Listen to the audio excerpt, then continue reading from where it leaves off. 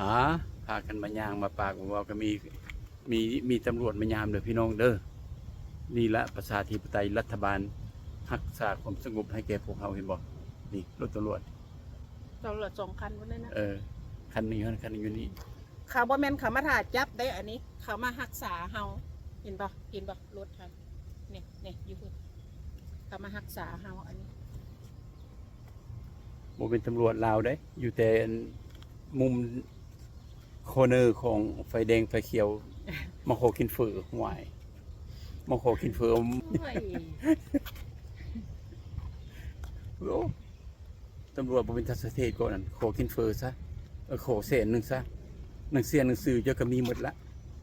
คันว่าซั่นก็ขอนำก็โศกเป๊ปซี่เว้าไปทำว่าเป็นทนายตัว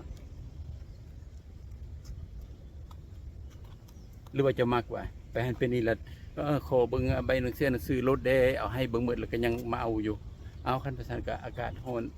คันว่าอากาศร้อนก็ขอกินน้ำกินในซะหรือว่าเอาฟือถ้วยนึงซะเดี๋ยวนี้นะ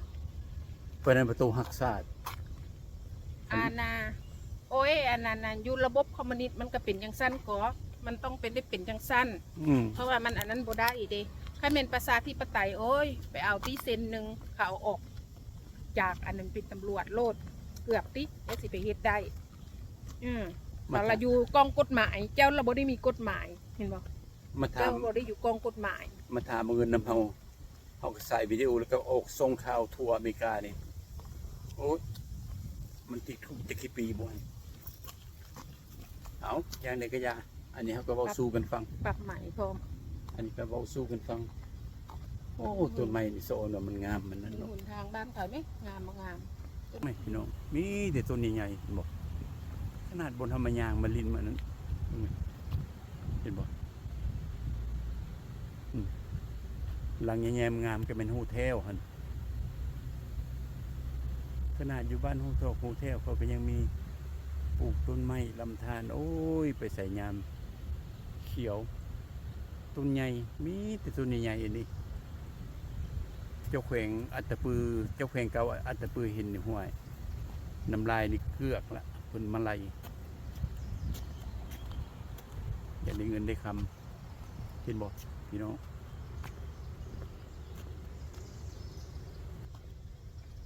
ธรรมศาสตร์อยู่ในอเมริกาอันนี้แหละจังหวัดขึ้นโหดปีโหดน้องเฮาได้มาอยู่มากินบนสะดวกสบายแล้วนะโอ้ยเห็นน้ำท่วมโอ้ยเห็นพี่น้องผู้ทุกข์ผู้ยากนะเฮาคนเราโดยกันเขาก็อีดูต้นขึ้นฮอดเห็นมาปากมาเว้าตลอดพี่น้องก็ย้อนผมคิดกลัวมันนั่นละบ่แม่นว่ามาโจมตีกันคนลาวเฮาเจ้าพรรคการเมืองนั้นค่อยพรรคการเมืองนี้มันบ่แม่นก็สุนธรรมดานี่ล่ะเฮงเว้าดีเพราะเฮาเป็นห่วงบ่ไปเว้าว่าพวกเขาเป็นนักกู้ชาติเว้าไปตามว่านั่นก็บ่ถูกเด้ชาติเฮามันมีมาละอเมริกาโด่งดังอำนาจมหาอำนาจอยู่ในประเทศในโลกนี้แล้วพวกเขาจะไปกู้ให้อย่างชาติ